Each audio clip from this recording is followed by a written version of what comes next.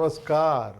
Well, friends, let me extend a warm welcome to all of you to Bhim Bhashya, my audio video podcast series on Dr. Babasaheb Ambedkar.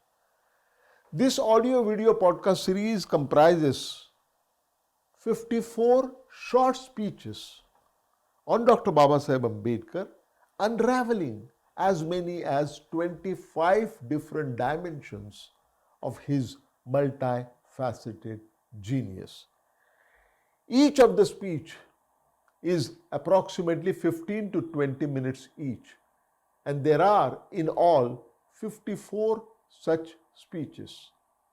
Friends, this podcast series is focused on Dr. Babasaheb Ambedkar, on his thoughts, on his actions, on his philosophy, and above all, about his grand vision about India as a nation. That is what this podcast series is all about. So let's proceed with episode 15.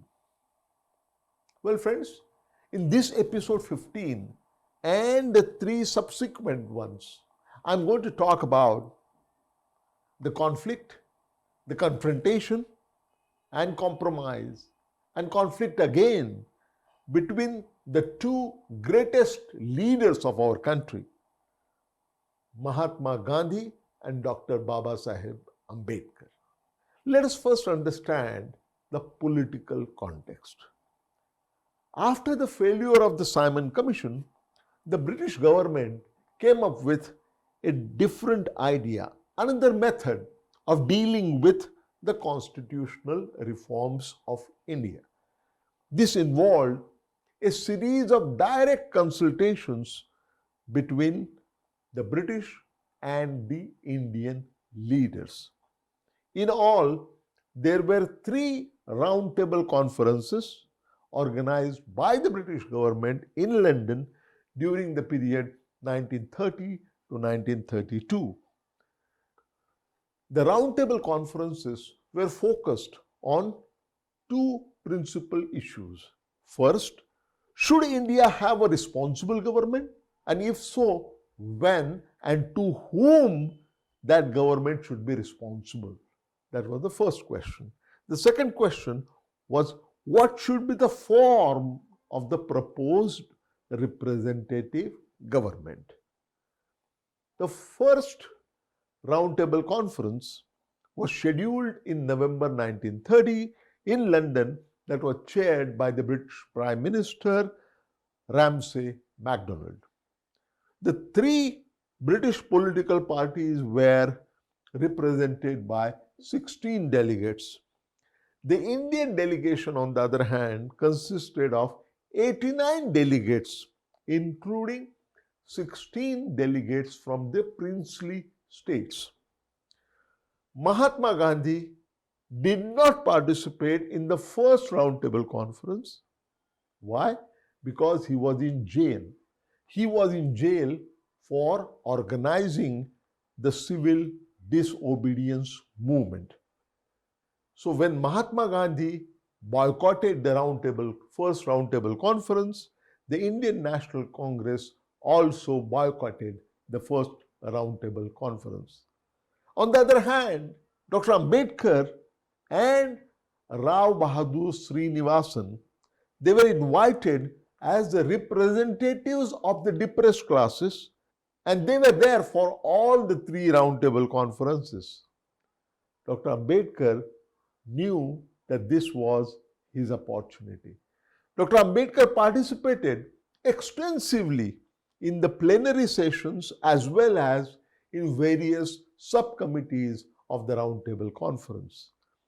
In the first roundtable conference, Dr. Ambedkar won many admirers.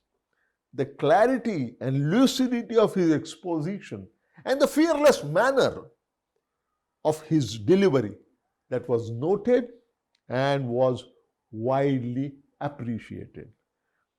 At the first roundtable conference, Dr. Ambedkar emerged as a staunch nationalist. Dr. Ambedkar emphasized that independence from the British India was a precondition for creating an egalitarian, caste-free society. His vision of nationalism focused on building a nation as an inclusive democracy, not merely the transfer of power to the Indian people. Indeed, Dr. Ambedkar envisaged the Indian society as democratic and republican, incorporating the trinity of liberty, equality, and fraternity along with social justice. In other words, Dr. Ambedkar made the fullest use of the opportunity to bring the abominable plight of the depressed classes in India to the notice of thought leaders in the Western world. In the meantime, the then Viceroy Lord Irwin, released Mahatma Gandhi and other Congress leaders in 1931. There was a pact that was reached between Mahatma Gandhi and Lord Irwin, which is called Gandhi-Irwin Pact, according to which Mahatma Gandhi withdrew the civil disobedience movement as well as he withdrew from the boycott of Round Table Conference. Gandhiji agreed to participate in the second Round Table Conference, which was scheduled in September 1931. Reports of Dr. Ambedkar's performance at the first Round Table Conference had reached Mahatma Gandhi. Within days after the announcement of the second Round Table Conference, Gandhiji wrote to Dr. Ambedkar and requested a meeting with him in person. Mahatma Gandhi wrote the usual postcard, the kind of letter, and in which he said that I want to meet you. Should I come to you or would you like to come over to meet me? Gandhiji was 22 years older than Dr. Babasaheb Ambedkar. So naturally, Babasaheb Ambedkar said, no, I will come to meet you. This historic meeting took place on August 14, 1931 at Mani Bhavan in Mumbai, just before both leaders were about to leave for London to participate in the second Round Table Conference. The first face-to-face meeting between Mahatma Gandhi and Dr. Ambedkar was a downright disaster. Dr. Ambedkar arrived at Mani Bhavan at 2 p.m. along with a few colleagues. Gandhiji was in a meeting with some foreign newspaper reporters. Dr. Ambedkar and his colleagues entered the room and bowed to Gandhiji and sat on a rug. For some time, Gandhiji completely ignored Dr. Ambedkar and kept chatting with the foreign journalist. And he was demonstrating how the spinning wheel is to be spun. This went on. Dr. Ambedkar, the young, dynamic, bright, and hot-headed, Dr. Ambedkar was getting impatient and probably he was going to explode.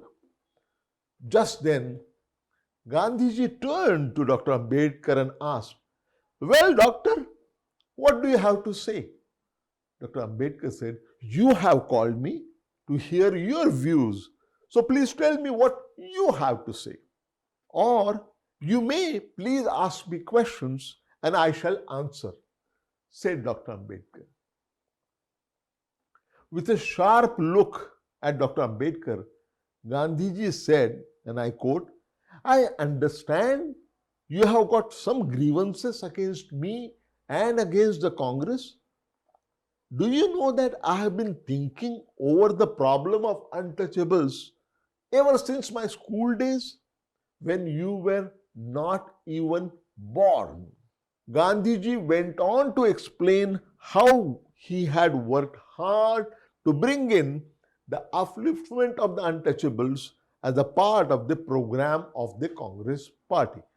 It was because of his enormous efforts, Gandhiji said, that about rupees 20 lakhs have been spent by the Congress on the upliftment of the untouchables.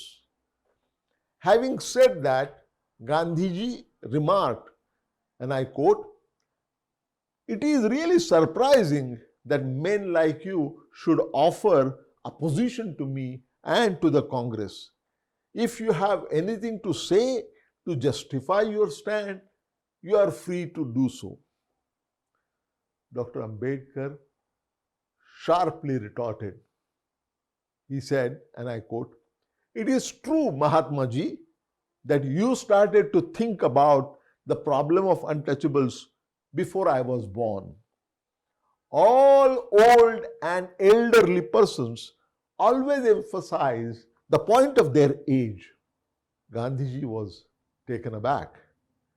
He had met many untouchables before, but he had never met an untouchable intellectual. Perhaps till then, no one had.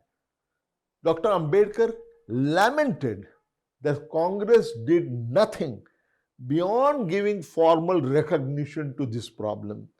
He said that the Congress spending 20 lakh rupees on untouchables was all West. He explained, and I quote, "The Congress is not sincere.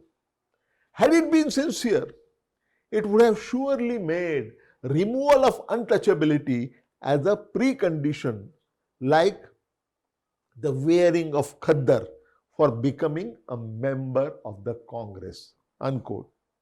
Highlighting that rupees 20 lakhs was not necessary, nor it was useful, Dr. Ambedkar suggested instead that no person who did not employ untouchable men or women in his house or rear up an untouchable student or eat food at home with an untouchable student at least once a week should not have been allowed to be a member of Congress party.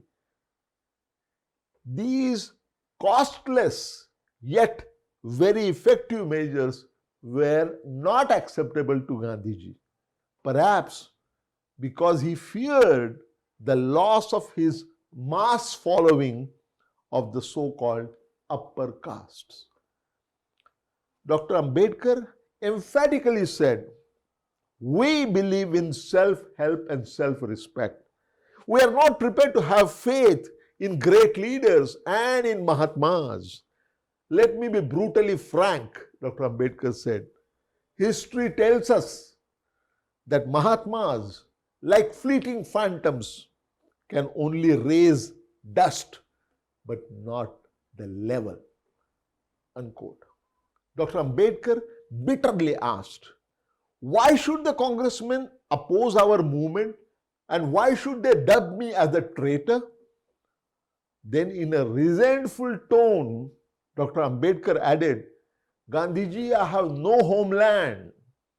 Taken aback, Gandhiji said, "Doctor, you have got a homeland, and from the reports that have reached me of your work at the first Roundtable Conference, I know that you are a patriot of sterling worth." Dr. Ambedkar, however, persisted. He said, "How can I call this land as my own homeland and this religion as my own, where we are treated worse than cats and dogs, where we cannot get water to drink? No self-respecting untouchable worth his name would be proud of this land," he said. About being branded as a traitor by the Congress party, Dr. Ambedkar said, and I quote, "I do not feel sorry for being branded as a traitor, for the responsibilities of our action lie with the land that dubs me as a traitor." Unquote. Dr. Ambedkar clarified that His endeavor was to secure human rights for the people who have been trampled upon for ages. And he was striving for that without doing any harm to the country.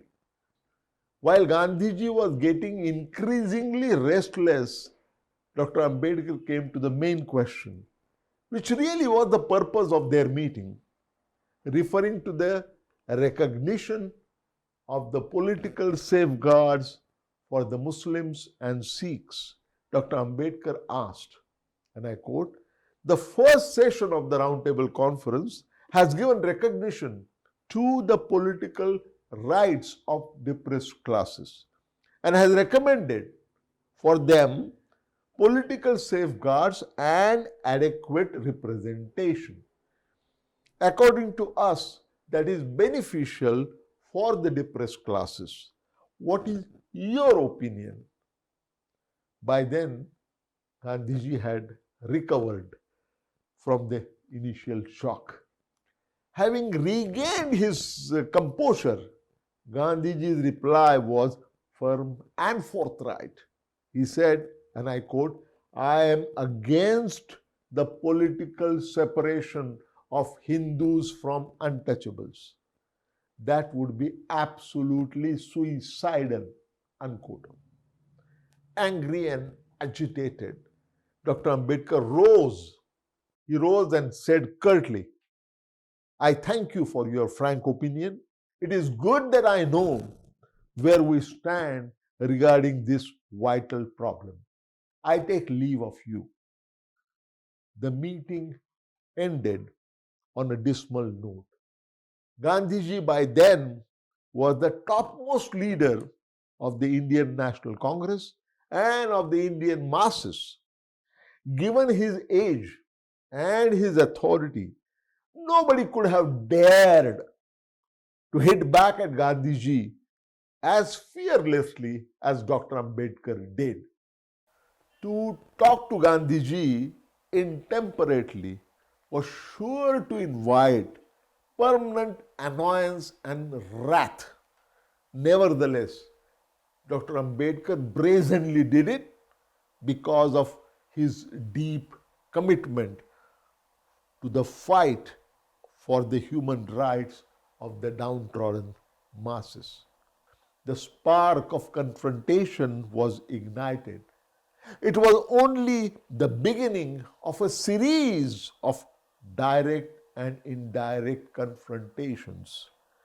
In these repeated battles between the two iconic leaders, we can witness a unique conflict between political independence and socio-economic freedom. And through these public debates unfolds the story of the emergence of modern India as a sovereign democratic republic. Well, friends, we can conclude this session right here. In the next episode, we will take up direct confrontation between the two great leaders. So long until we meet again real soon. Before I leave, let me remind you that if you like this podcast series, please like it, share it, and subscribe to it. Thank you. Dhanyavad. Namaskar.